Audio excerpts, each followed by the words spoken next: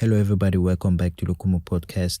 And today I have the privilege of hosting one of the powerful women in the country, in South Africa, all the way from Johannesburg.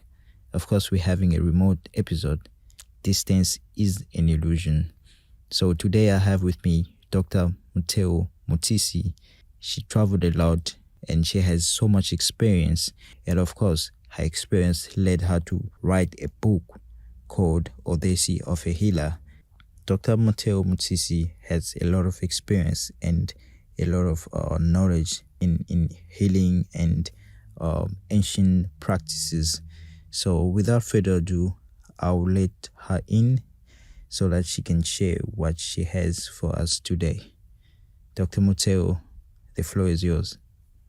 Thank you very much, LOKUMU, for the introduction. I believe that I'm of the principle that we reflect ourselves in others. We not separate from the other. So in the process of me awakening to knowing self, I believe that when you've seen the spark and you've recognized the spark in you, you should also assist others to activate the spark in them so that they can pursue their own journey of self-knowing and self-discovery. Lao Tzu said, knowing others, when you know others, we tend to think you're wise. You are a wise person because you know others. And when you know others, you'll probably be able to relate to them. But when you know self, when you come to understanding and knowing thyself, you are an enlightened being. So I believe that we all came into this revisiting Earth. I always say I'm on a journey and Earth is one of my stations. So I'm on a brief transit on this blue pearl, planet Earth. And probably in my next level, probably I will transit into another venue or another location. So for now, while we're stationed here on Earth, Earth is a school of learning. It's a university of learning. But when I say learning, it's not like there's something new for us to learn. It's about remembering when we enter this planet and when we are born, we go through a period of forgetfulness.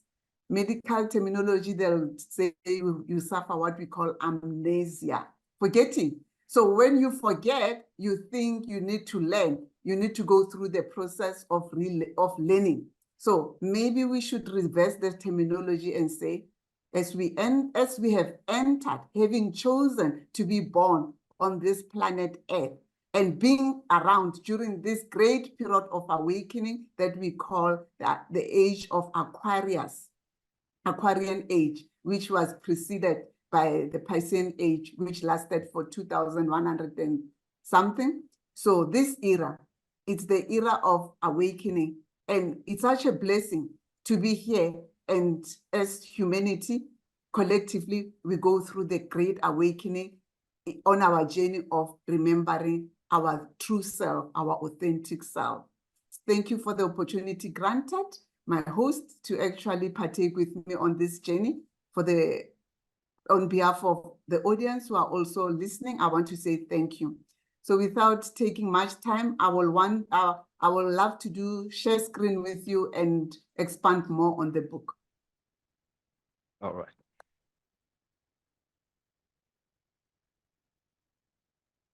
The book itself, as you can see from the screen, which I will just read briefly, the book Odyssey of a Healer explores the idea of souls choosing bodies for a mission on Earth. And it further emphasizes the immortal and the independent nature of the soul. So basically, in saying that, what I'm saying is that we are spirit having a physical experience, or spirit experiencing self in the physical, in form, here on Earth plane. So the spirit will always choose a vessel that befits its purpose, which means all of us, one could say, same soul, embodied in different bodies for the primary purpose of experimenting and experiencing life in form. So the book explores that part of that I went through when I awakened and I realized that I'm a spirit experiencing self in a physical form, so that I awaken to my true being.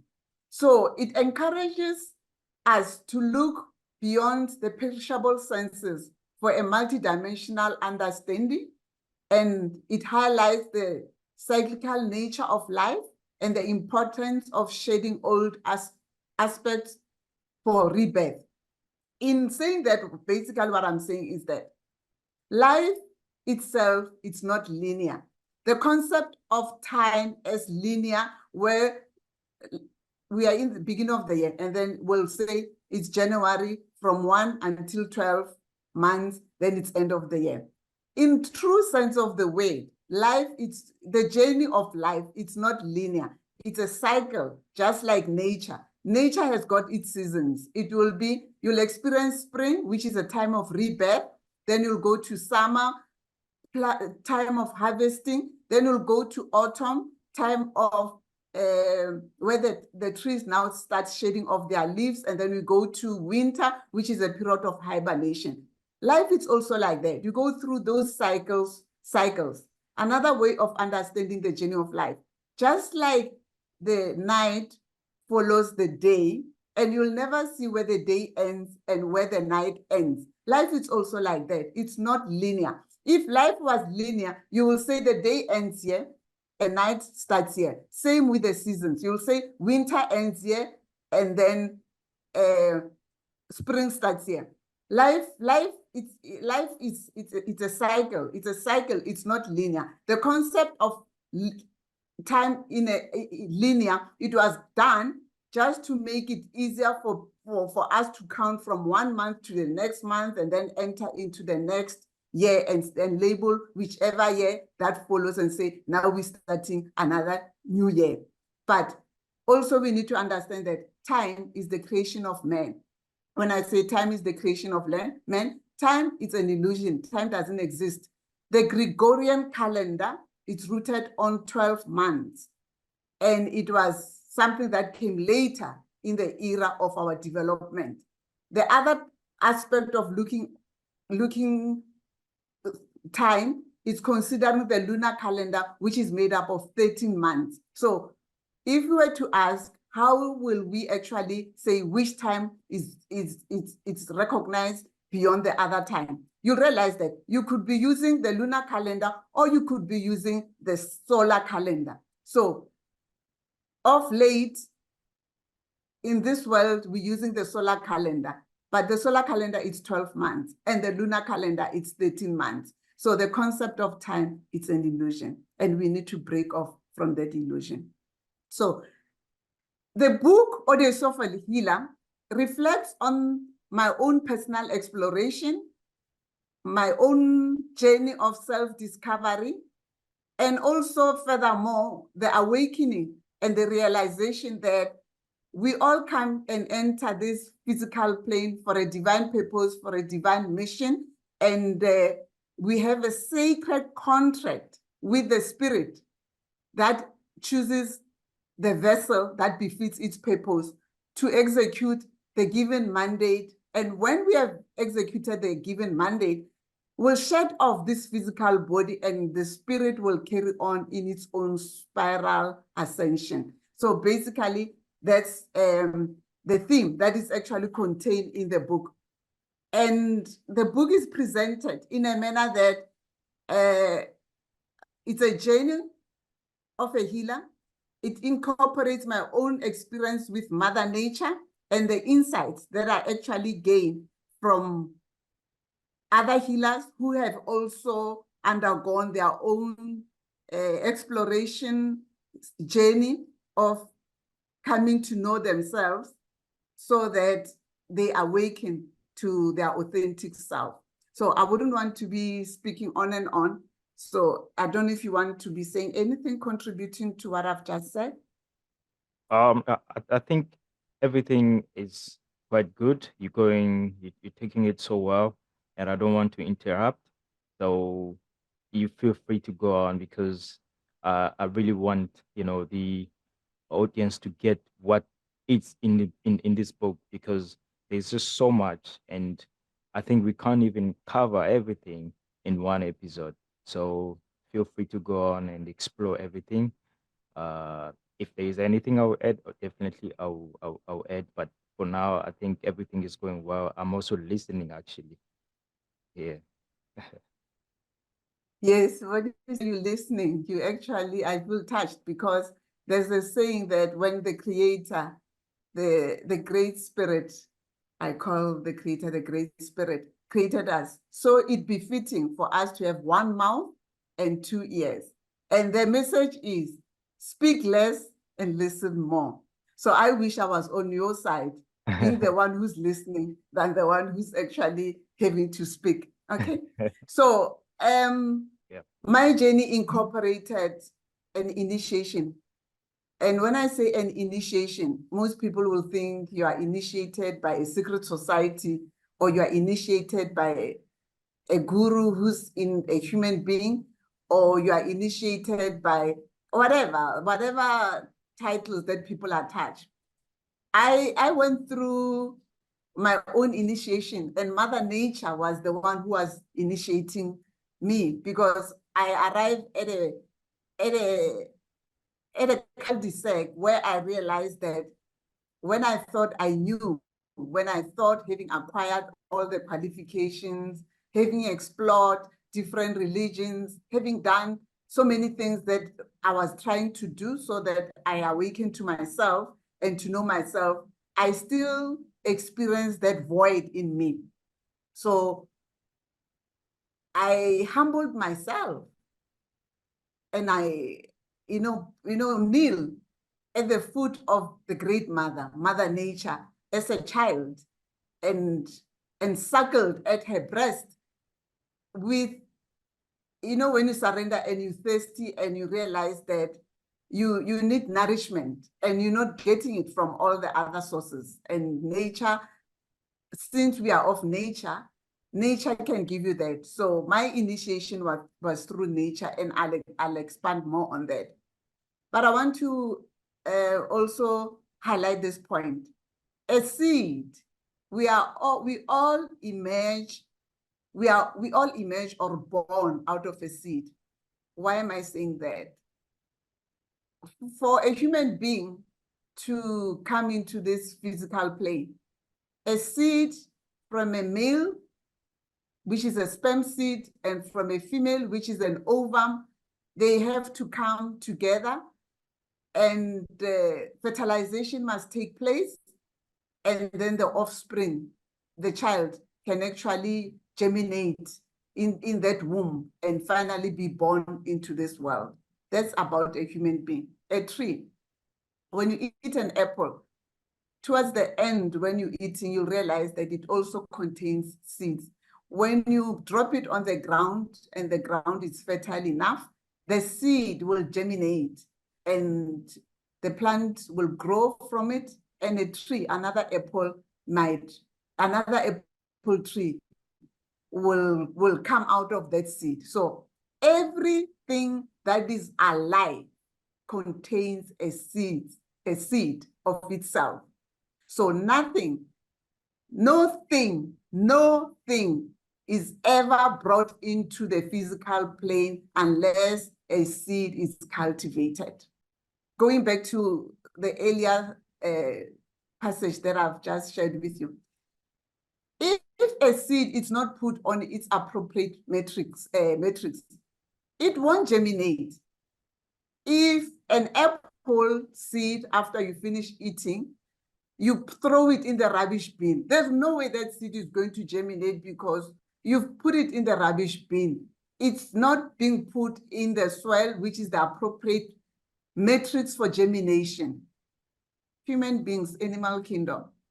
If the sperm during copulation, when two partners come together, instead of fertilizing the ovum, and you decide that during the heat of the moment you withdraw and you just eject your sperm on the floor, the ground, it's not going to germinate because it needs the ovum to be fertilized so that fertilization will allow germination of that seed and then creation of a living being. So in summarizing this, what I'm saying is that a seed, which all of us, we emerge from a seed, looking at the animal kingdom, the plant kingdom, and the universe at large, even the stars. When the stars are, that we forever, if you are in a rural area, not in Joburg, you'll realize that we tend to think that the number of stars out there, it's like finite, they are complete. But let me tell you, stars are forever being reborn. And where are they being reborn from? From a seed. So the life that we experience in the physical, where we can see with our two eyes, that life also carries on in the celestial, through the celestial bodies, in another dimension. So everything contains a seed, and the seed is the vehicle that actually create the continuation of life. I will repeat myself. Everything emerges or is born from a seed which has been put in its appropriate matrix. And that's what makes life to be eternal and to continue. When I say life to be eternal and continue, somebody might ask me a question, what do you mean by that? Because we die in the process. Yes, death is of the physical, not of the spirit. When I say death, it's of the physical and not of the spirit. The physical body, just like a car, whether you're driving a Mercedes or Toyota or whatever car that you're driving, you service the car to serve you, you being the driver, and the driver, in this case, I will say the spirit, and the car, I will say in this case, it could be your body. When the car has served you and it's no longer in a condition to continue on its journey to serve you, either it gets broken and then you can try to repair it, but eventually it arrives in that stage where it cannot be used anymore. So it means it has served its purpose. When we go through the process of death, which is labeled death, I call it a transition. A transition in a sense that you shed off your physical form, the car that you used during your earthly transit, during your physical manifestation as a spirit. As the driver, the spirit decides, okay, the car has served its purpose, and now it's time for the car. It's no longer fit. It's no longer in a condition to carry on the next journey. So the car has to be packed. When I say we are of nature, we come from the mud, the clay of earth, and this body returns back to the clay of earth. And then whatever that was making this body, all the chemicals, the nitrogen, the oxygen, everything becomes disintegrated, and it feeds back into the system of the body of Mother Earth, just like we recycle things. A new thing we're doing in our planet of recycling things, plastic, our body gets recycled back into the body of Mother Earth. So that's the aspect of a seed. So if the audience, the listeners forget anything, the primary thing that one needs to remember is all emerge or born from a seed. And we are a spiritual being having an experience in a physical body. And when the body has served the purpose, or the vessel has served the purpose of which the spirit has chosen to use in order to execute the mandate, the spirit will pack the car and carry on with its own spiral progression. So I don't know if LOKUMU, you want to say anything before I carry on? Oh, yeah. That was such a powerful thing that you just say about, because what I picked from that specifically, and also looking at my own journey and my own part of sharing knowledge to the masses. most people come to me, or I encounter most people, asking me questions about death. A lot of people are scared. They are afraid of dying, and they feel like it's something that has to do with, you know, um, punishment, pain, and things like that. So everybody else out there who wants to who want to take control of you and use your power against you, they use death against us, to make us afraid of the unknown, because they know that, nobody, uh, no regular person or no regular soul has any kind of knowledge regarding the afterlife on the other side when you transition. So they use that to control us and to impose certain things and to make us do certain things that will benefit them using the death concept. So I think that's one of the major topic to explore, especially to many people. They have to understand the cycle. Life is about cycle. What you just say, it's not the end. It's never ending. It's about cycle. Everything comes to an end and then we start again. So as spirit, we have the same spirit as the spirit of God, the spirit of the creator, the spirit of the whole totality. Thank you for your contribution and sharing that. When you've had countless near-death experience, it doesn't have to be countless near-death experience, but if you've had a near-death experience and you've traveled beyond 3D, where we are in dimensions, where we see 3D, it's when you rely on your five senses. When I say five senses, basically, let me be specific and not speak in a language that others won't understand. When you rely on your eyes, your nose, your ears, your touch, your taste, those are the five senses which feeds your physical body. You will think that that's what life is all about. But that's just a tip of an iceberg. That's just a tip of an iceberg, because that part where you're relying on what you see, what you hear, what you can touch, what you can taste, what you can smell, if you are relying on that to actually direct you and make you think, to give you the direction, you are actually operating at a limited mode of operation, because the five senses only register in your physical body. But once you understand that you are a spirit that has chosen to experiment and experience life using a vessel, in this case, a body, you'll understand that the driver of the vessel is the spirit. You being the vessel or the car, you are just basically a tool for the spirit to explore life in the physical. So when I say, if you've had death experience, near-death experience, I don't know if other people have had near-death experience, but I've had countless near-death experience. And that's why I say there's life beyond the physical realm. And when you go through the death experience, those are stages. It's not like when you die. When you leave your body, by the way, when people say when you die, you go to heaven, if they could point me where that heaven is, I'll be so pleased to know where it is and give me the GPR coordinates, so that maybe I could be directed where that heaven is. Because basically, the spiritual realm and the physical realm, they coexist. When I say they coexist, there's no veil that separates the physical and the spirit. You can have your heaven here on earth and experience it while you are occupying a physical body, being a spirit.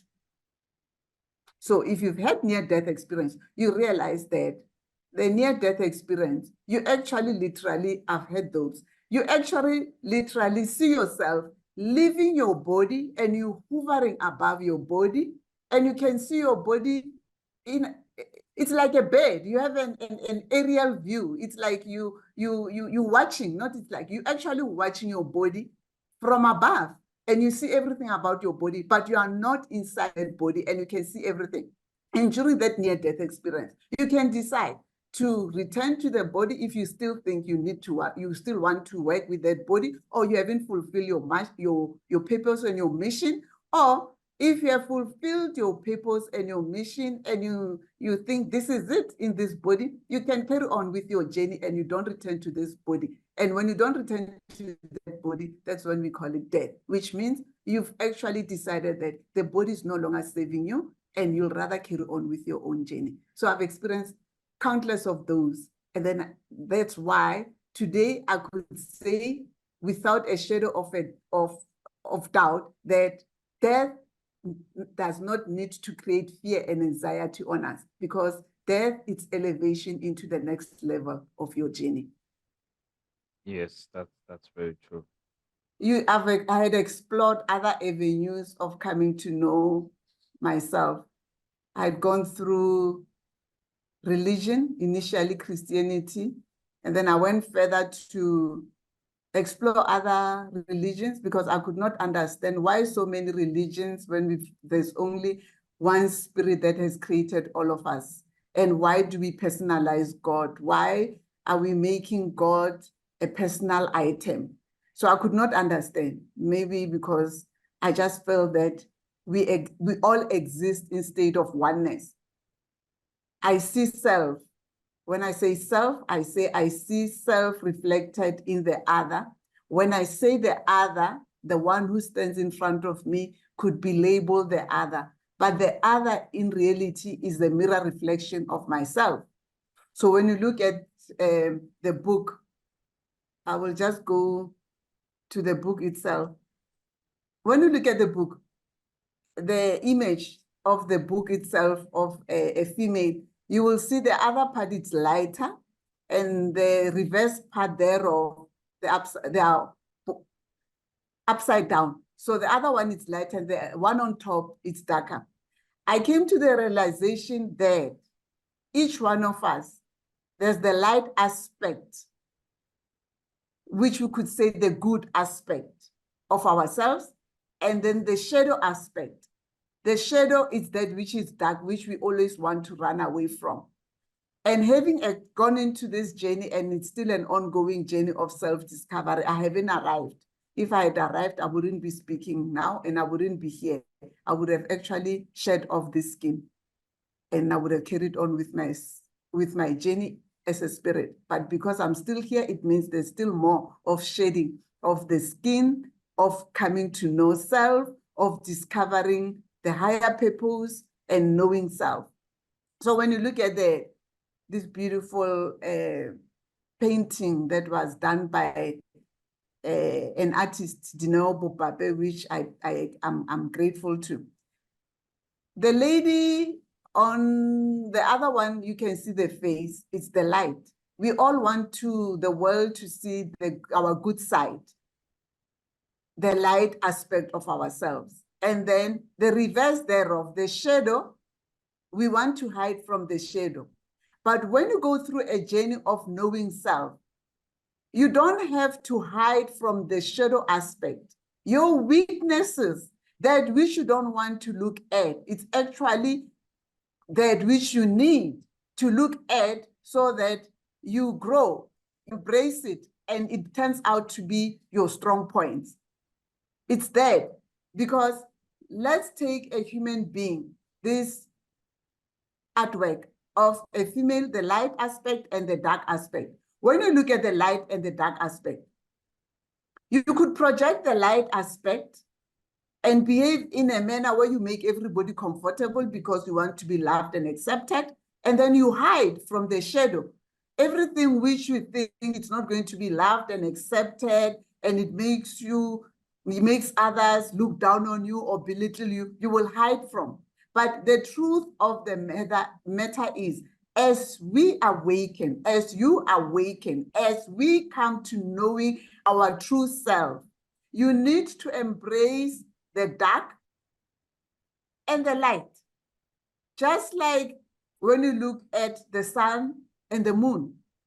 The moon, when there is no sun, we call it its dark moon, because the moon is not, when we see the moon and it's full moon and it's shining, it's because it's actually reflecting the radiance of the sun. When the sun is shining on the moon, that's when you'll see the moon. But the moon goes through its seasons, its cycle.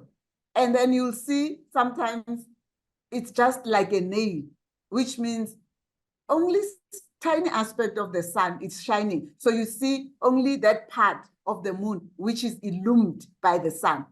So the dance of the moon and the sun, it's like our own dance. In us, there's the darkness, which we should not shy away from the shadow aspect of our being. We should embrace the moon qualities in us, the dark. And then when the sun, the glowing part, the light, we should also embrace that. We cannot embrace the light and reject the darkness. Come back to how our planet operates. We have our planet Earth. On the other side, it's the moon, and on the other side is the sun. But there's a dance. There's a beautiful harmonious dance between the sun and the moon. And I could make it a romantic dance, and I think that will actually explain it. Okay, let's take the moon as the female, and let's take the sun as the masculine. They are always in this beautiful dance, harmonious dance of exchanging. Because if one day the moon will say to the sun, which I could say it's the partner or the husband, and say to the sun, you know what, I am tired of always you shining your light on me. The day the sun says, okay, fine, I hear you, I'm not going to shine the light on you, so be it. We'll only have pure darkness. We won't have the light of the day. So it means we'll be forced to operate under darkness. So can you understand what will happen to our planet, human beings? Because the cycle is 20 hours, after 24 hours, we have 12 hours of day, 12 hours of night. We're experiencing that because of the love dance between the sun and the moon. They are always dancing on this for our own benefit. So even with us, take yourself that you have the moon in you and you have the sun, and come to the deeper understanding that there is no need to hide away from yourself because you don't like certain qualities and you want to embrace certain qualities, because so and so, if they were to find out the other qualities which reflect the moon, or they are more of your shadow aspect, they will disown you, they will reject you.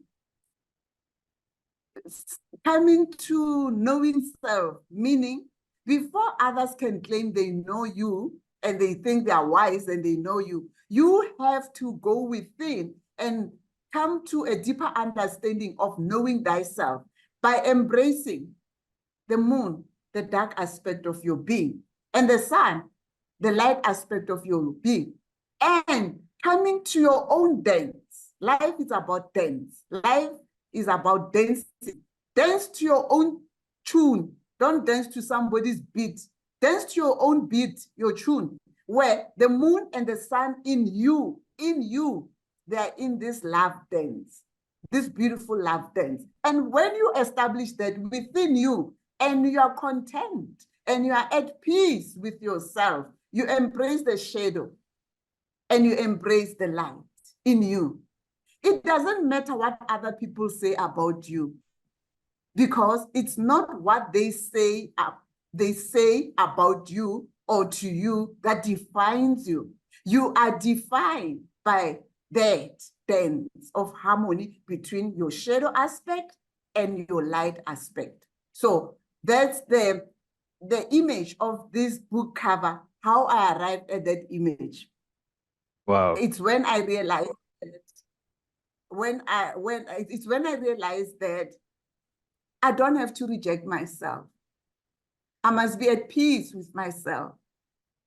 Whether the other aspect of me, I feel they are a bit dark, or they render me weak, I should not be embarrassed and ashamed of myself.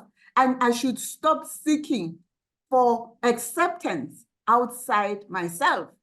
When I cultivate self-love, when I cultivate self-acceptance, when I'm content with the light and the dark, the shadow and the light in me, the strong and the weak points of my being, it doesn't matter who says what about me, because it's not what's being said about me that defines me.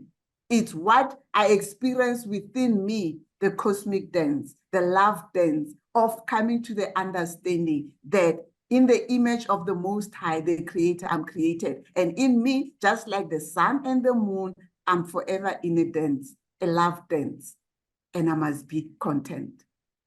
So that's how the image, the artwork came to be. It was designed purposefully to send a message that be an architect of your own reality and embrace yourself in your weak points and your strong points.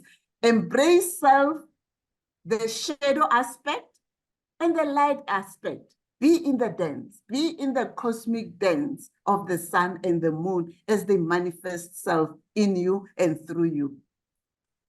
Wow, that's amazing. It actually reminds me of one of the passage in a book. I have your copy here. I think I'll just kind of like read it. So here's a copy. If you want to get the copy, you can contact her or you contact me, then I'll pass your information to her so you can get a copy. So what you just said, it actually reminds me of one passage that it's really touched me when I read it. It says the process of moving from lower vibrational consciousness to higher consciousness, it is achieved through merging and balancing the higher vibrational essence of who you are into physical manifestation. That's so powerful. And it's just so aligned with what you said, because then we think in order for you to, to be loved or to be, presentable to other people, you have to fit in to other people's, reality and ways of being. But we don't understand that it is that difference that makes us to come together, because the universe itself, it's all about balance and it's all about polarity. So we live in Yes. the polarity dimension. So there must be a cause in order to, experience the effect. So we kind of like run away from a lot of things, in ourselves, that we become ignorant of our own um, abilities and our own spirit demanding certain things, to be done. So we don't actually, it also hinders our ability to listen to our own spirit. So I think this is a very good point to explore on. And it's just so powerful. I recommend you guys to get a book, read it yourself, then you understand what we're talking about here. Okay, LOKUMU, thank you.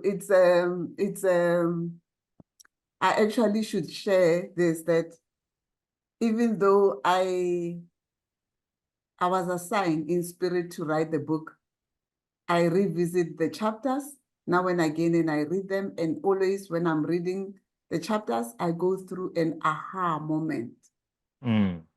When I say I go through an aha moment, I read and then I realize every time there's a message for me in the book.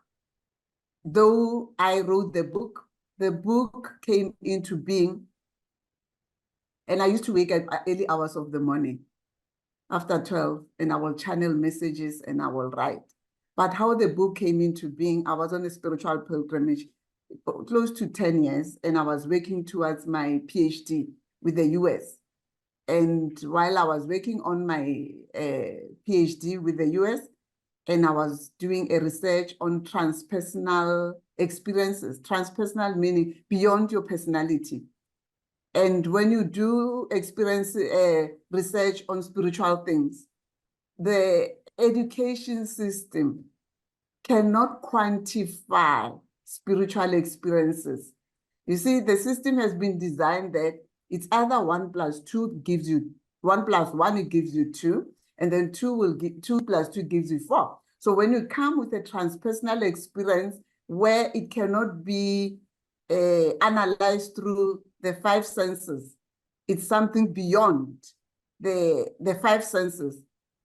You are classified, it's classified as it's non-existent.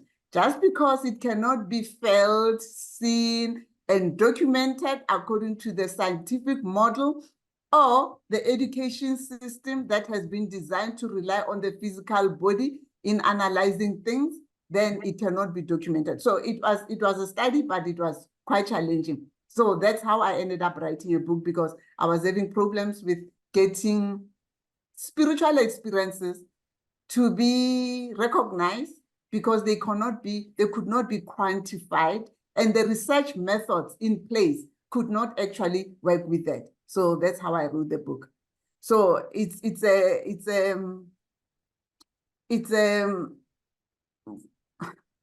I've had several people who've actually read the book, and then they say every time they read it, it feels like it was written for them.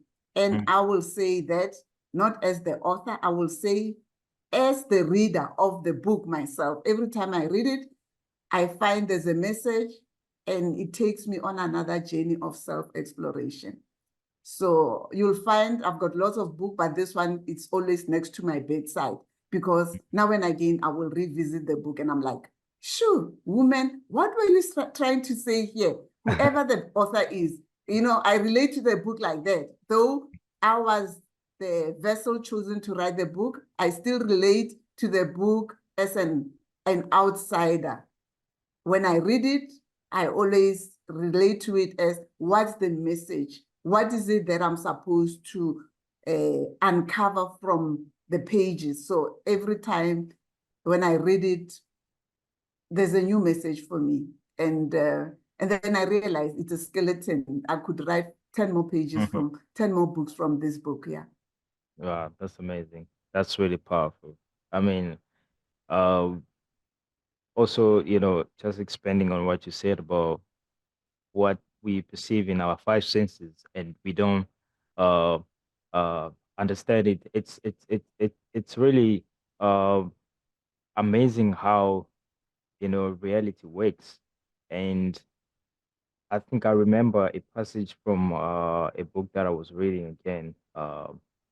It says when we as humans, we experience something that we don't understand, automatically we qualify it as a miracle. And I think that's also one of the reasons many institutions have gained control over us, because we lack the knowledge and the tools to detect certain information. Because a, it's something that happens, what we would call a miracle. It's just a law which is not understood. So, but when you are in alignment with, you know, with yourself, all those things becomes normal to you. Like me, certain things are normal, and people think, "Oh, how did you come up with that? How do you know that?" I mean, it feels normal to me, but it feels like a miracle to other people. But because Yes. I'm aligned with myself, and I put myself in that position of always discovering and digging more. So of course I'll be different. It's gonna be different. My experience will be different. So I encourage you guys, if you're watching, get on the journey of research. Know the truth. Search the truth for yourself. There's nothing there's nothing good as the first-hand experience. Don't let people give you second-hand experiences. You have to get the first-hand experience, then the second-hand experience comes after that. So that does not mean that you don't have to listen to us or other people who have the knowledge. It just means that you listen, you take it in, and then you go and do a confirmation process on yourself by researching. From there, you kind of like get a confirmation. You reaffirm what you just stumble upon. So it's very important to do research and learn, and get in touch with different people and things like that. Most importantly, read books. There's a saying that says, "He who reads one book knows none." That means you have to explore. There's many books out there that speaks about different things, but all of them comes into one point. We're all pointing to one thing. We can speak differently, but we're pointing to one thing. It's up to you to understand that. Yeah. So I realize that we're moving towards closing. Let me say this and say, we're all in a journey of self-discovery. The fact that we are spiritual beings, having chosen to take form, physical form, in whichever form we've chosen, for the primary purpose of experimenting and experiencing life. So once you come to that realization that you are here to experiment and experience life in form. There are questions that arise as you awaken. Questions will be, firstly, that one needs to explore. Who am I? Because if you don't know who you are a sleepwalker. You are a living dead. You are a zombie. You are a robot. Because you have lost your power. You are acted upon by external force. You are a puppet for others to use you. You are fed by things external. You are dependent on something outside yourself. So the first question that needs to be explored, who am I? If you can answer that, it will take time. It's an ongoing search. Then the second thing, if you know who you are, if you identify yourself with the physical body, you will act accordingly. You will be fed and rely on the five senses. Yeah. But if you realize that you are a spirit having a physical experience, you'll realize that the physical body will register through the five senses, but the spirit will transcend that. So you are balanced in a sense that the physical fits into the spirit and the spirit has got the upper hand. That's the first question, who am I? Once you can answer, who am I? Then you'll ask, what am I here for? Why did I choose to be here? What's the primary purpose for me reincarnating? Reincarnating means you've been here before. This is not your first visit. You've been here before. So it means you must remember. There's nothing new to learn. It's about remembering. So you need to remember, why did you choose specifically to come back? Or you have unfinished business. No wonder you're here. Or it's about balancing of your karmic debt, which means there are some things that you still owe to fulfill so that you can move into the next level. So along the way, the car could not take you further. You chose to park the car and you chose to come back and occupy another body. Yeah. No wonder they say, one spirit, many bodies. Okay? So who am I? Why am I here? And if you are going somewhere, then if you're going somewhere, then that's the question I ask myself. Who am I? Why am I here? And if I'm going somewhere, the question that came to me was, where do I come from? Yes, I'm born of a woman. My father fertilized my mother's ovum, and I was born so that I could have this body. But beyond the physical, as a spirit, originally, where do I come from? Because I understand that I am non-local. The spirit is non-local. When I say the spirit is non-local, it means I'm not governed by space nor time. I'm not governed by space nor time. Currently, the spirit is using this body of my tail. Location, South Africa, Johannesburg, planet A. That's one location. But there are many locations that I occupy beyond this physical body. Yes. So that's the exploration of awakening. Yes, that's true. That's very true. And so I think we are on the closing line now. Definitely we will come back and and explore more on the book Odyssey of a Healer. There's so much, as I said in the beginning, there's so much into this book. There's so much to cover. There's so much to talk about, but time, as in the physical realm, does not permit us to do everything. But with that being said, definitely we will come back again for another episode to carry on with the exploration of the book. And I advise you make notes, you know, write down everything that you feel like it's hitting your spirit, because it's important. You have to come back to it and read it again. And especially when you get yourself a copy, it's going to be much easier. So, but for now, for today, we're going to end from here. If you want to get the book, a physical copy or the digital copy, you can contact her directly, or you contact me, then I'll pass your information to her. And as I said, I'm gonna put the details, her emails and her website somewhere on the screen so that you can have access to it.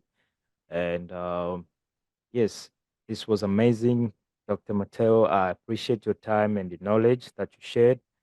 It's been such a powerful session, and we will come back again definitely on the next episode to continue with this. And yeah, I think we can wrap it up for today. If you have anything last message to give out or anything to add up, you can do that. So feel free to do that. Or if there's nothing, we can wrap it up. There's a saying, and I'm revising the saying. I grew up being taught there's a light at the end of the tunnel.